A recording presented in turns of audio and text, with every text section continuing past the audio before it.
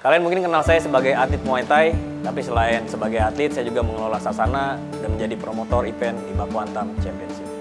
Tapi nggak banyak yang tahu tentang perjalanan hidup saya hingga sekarang. Saya percaya orang baik itu hidupnya keras dan butuh keberanian untuk hidup di jalan yang benar. Kenapa Muay Thai?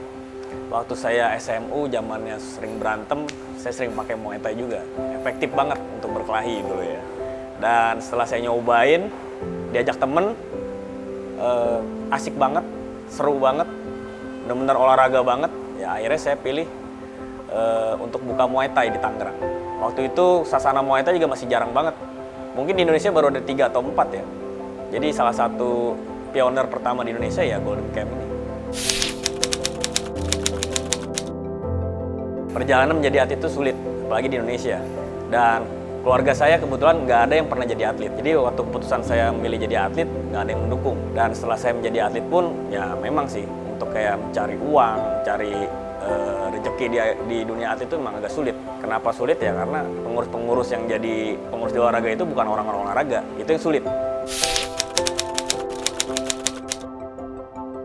Yang satu ya kurangnya dukungan olahraga. Kedua, kurangnya dukungan dari pemerintah juga gitu. Karena seperti kita ketahui ya, di Indonesia ini olahraga masih dipandang sebelah mata. Apalagi olahraga bela diri, itu lebih parah lagi. Di dunia bulu tangkis dan dunia sepak bola aja masih ada tuh kayak korupsi, ya kan, ada ketidakadilan, eksploitasi, itu masih banyak. Itu olahraga yang udah favorit, apalagi olahraga bela diri gitu. Nah sebenarnya ini kesulitan saya adalah fasilitas-fasilitas dan pelatih juga nggak ada. Pengurus pun bukan orang olahraga, jadi kita cukup sulit ya untuk berkembang. Makanya kalau saya lihat-lihat olahraga di Indonesia ini, khususnya bela diri ini, stuck. Motivasinya yang pasti kalau kita suka, kita cinta dengan apa hobi kita, passion kita, dan juga yakin gitu sama impian kita ini, pasti kita akan totalitas. Dengan adanya totalitas, kita ada niat, berapa kali gagal pun kita akan terus mencoba sampai suatu saat saya bisa berdiri di sini. Sebelum saya jadi atlet ya, saya itu karyawan juga. Saya karyawan, saya kerja di Saudara, dan saya rasa saya bukan tipikal orang yang bisa bekerja di balik meja. Tapi orang tua itu kan selalu pengen kita bekerja di kantor gitu kan, pengen kita menjadi seorang akuntan. Nah dulu saya kuliah di akuntan juga tuh. Ya, sebenarnya waktu kuliah itu juga saya mengalami kesulitan karena itu bukan bidang yang saya cintai gitu. Dan orang tua pun untuk mendukung dunia olahraga yang saya cintai pun kurang support gitu, kurang support. Kayak contoh dulu saya pengen latihan karate, saya pengen latihan tinju, itu kita nggak ada biaya dari orang tua. Jadi saya nemuin Muay Thai ini pas saya udah besar, saya belajar sendiri, saya latihan sendiri, saya buka sendiri, dan berapa kali ya, kalau nggak salah 4 kali saya mengalami kebangkrutan waktu saya bikin Golden Camp. Dan 1 kali saya pernah kebakaran. Semua piala yang udah saya dapetin semua kebakar. Nah, tapi karena saya cinta dan saya yakin pasti akan menjadi besar, ya intinya adalah tetap totalitas sih.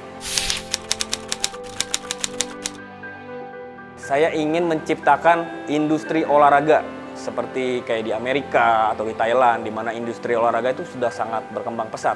Contoh kayak di Thailand tuh, 1 minggu aja bisa berapa ribu pertandingan, berapa ratus pertandingan lah. Kayak di acara pasar-pasar malam aja mereka ada fight. Nah, terus kalau di Amerika bayarannya gila-gila semua, bayarannya benar-benar fantastis gitu. Nah, di Indonesia ini sedang saya programin untuk menjadi seperti itu gitu. Saya ingin Indonesia bisa menjadi industri olahraga yang sangat maju untuk para atlet dan para praktisi olahraga semua.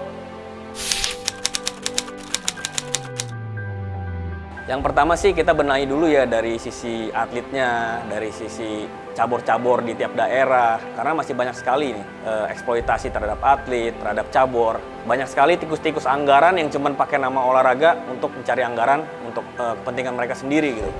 Nah, jadi menurut saya itu harus dibenahi. Untuk membangun event pun saya juga agak kesulitan. Kayak waktu saya bikin Baku Hantam ya, birokrasinya itu agak dipersulit. Nah, jadi menurut saya hal-hal kecil ini dulu deh sebelum kita bisa menjadi industri yang lebih besar lagi. Yang pertama adalah kita mesti punya pengurus yang benar-benar cinta olahraga dan seorang praktisi olahraga. Selama ini ya kasarnya gini ya, saya sebut merek aja ya. Kita pernah punya menteri olahraga yang bukan olahraga, namanya Roy Suryo. Gimana ceritanya gitu dari Roy Suryo bisa jadi menteri olahraga. Terusnya banyak sekali ya pengurus-pengurus sampai sekarang nih. Saya udah 15 tahun jadi atlet, sampai sekarang pengurus-pengurus itu benar-benar bukan orang yang ngerti bidangnya. Bahkan kayak saya di Muay Thai, pengurusnya nggak ngerti sama sekali tentang Muay Thai. Jadi tujuan mereka tuh cuman kayak mencari jabatan, mencari anggaran, sehingga atlet pun ya asal ada aja gitu. Yang mau diperbaiki ya, mungkin kita mesti ada ini ya, ada kayak pusat pengaduan bagi para atlet, buat atlet-atlet yang uangnya dikorupsi, lalu latihannya nggak jelas, punya pelatih juga nggak jelas, dan ini sering terjadi nih. Waktu saya jadi atlet, pelatihnya sama saya ya, maksudnya maaf kata levelnya masih di bawah saya, tapi bisa jadi pelatih gitu, nggak pantas. Dan bahkan bukan bidangnya, bisa jadi pelatih Muay Thai. Ya, itu kan suatu hal yang sangat aneh sekali.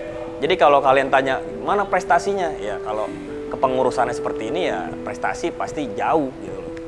Terus fasilitas-fasilitas juga nggak ada. Padahal anggaran olahraga itu kan ada. Cuman fasilitas-fasilitas kayak sansak, tempat latihan, matras, sarung tinju, itu kita semua modal sendiri. Bahkan dari dulu saya sering banget nih tanding nggak dibayar. Dijanjiin juga gaji nih 10 juta, dapatnya berapa? 1 juta doang. Itu kan parah banget. Waktu saya di Thailand pun saya pelatnas. Saya pelatnas tinggalnya di mana? Bukan di hotel. Padahal atlet nasional bawa nama Indonesia. Tinggalnya di bedeng. Bedeng, pinggir kali, banyak serangga, panas, dan atlet-atlet waktu itu sakit semua. Makannya pun cuma sop tulang ayam. Kalian bisa bayangkan parahnya pengurus di Indonesia. Atlet itu seminggu bisa 12 kali sampai 15 kali tergantung programnya. Jadi sehari bisa 2 atau 3 kali. Tapi mostly rata-rata sehari 2 kali. Kebutuhan akan sasana ya pasti tinggi banget. Karena ya di situ adalah kayak tempelnya kita, tempat ibadahnya atlet. Ya di situ. Manfaat yang didapat selama saya olahraga pasti tubuh sehat ya, tubuh sehat, awet muda. Mungkin ada yang bilang saya nggak kelihatan hampir 40 tahun ya, awet muda, sehat, bugar ya, mental juga lebih tough, percaya diri pasti, selalu merasa aman ya pasti.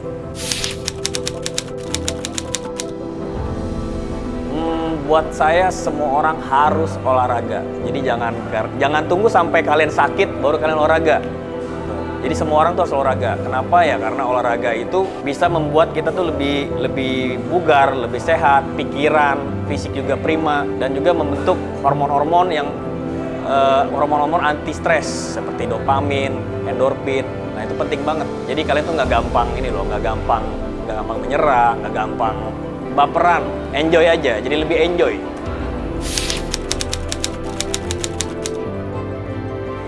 Masukan saya untuk atlet Indonesia, semangat terus latihannya, karena di sini saya berjuang juga untuk kalian, untuk teman-teman semua, support saya terus. Harapan saya generasi muda di Indonesia nanti mereka saat ditanya cita-citanya apa, saya ingin jadi atlet. Nah itu saya udah lama nggak pernah dengar hal itu. Selama ini atlet itu adalah suatu pekerjaan yang dibuang jauh-jauh lah, dipandang sebelah mata gitu. Nextnya saya ingin anak-anak muda saat ditanya itu jawabnya adalah saya ingin menjadi atlet. Hidup itu seperti pertandingan di atas ring. Bedanya kita melawan diri kita sendiri. Kekalahan terbesar dalam hidup saya adalah melawan diri saya sendiri. Maka dari itu kita harus bisa menjadikan rintangan sebagai motivasi. Motivasi untuk menjadi pribadi yang lebih baik lagi.